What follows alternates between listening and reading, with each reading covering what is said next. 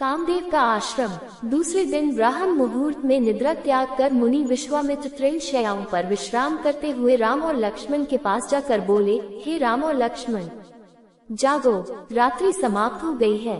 कुछ ही काल में प्राची में भगवान भुवन भास्कर उदित होने वाले हैं।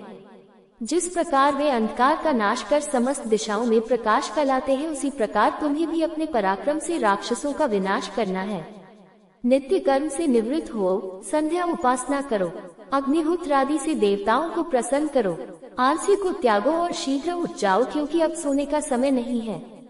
गुरु की आज्ञा प्राप्त होते ही दोनों भाइयों ने शय्या त्याग दिया और नित्य कर्म एवं स्नान ध्यान आदि से निवृत्त होकर मुनिवर के साथ गंगा तट की ओर चल दिए। वे गंगा और सरयू के संगम, जहाँ पर ऋषि मुनियों तथा तपस्वियों के शांत व सुंदर आश्रम बने हुए थे, पर पहुँचे। एक अत्यधिक सुंदर आश्रम को देखकर रामचंद्र ने गुरु विश्वामित्र से पूछा, हे गुरुवर, ये परम रमणीक आश्रम किन महर्षि का निवास स्थान है? राम के प्रश्न के उत्तर में ऋषि विश्वामित्र ने बताया, हे राम, यह एक विशेष आश्रम है। पूर्व काल में कैलाशपति महादेव ने यहाँ घोर तपस्या की थी। संपूर्ण विश्व उनकी तपस्या को देखकर विचलित हो उठा था। उनकी तपस्या से देवराज इंद्र भयभीत हो गए और उन्होंने शंकर जी के तप को भंग करने का निश्चय किया। इस कार्य के लिए उन्होंने कामदेव को नियुक्त कर दिया। भगवान शिव पर कामदेव ने एक के बाद एक कई बाण छोड़े, जिससे उनकी तपस्या में बाधा पड़ी।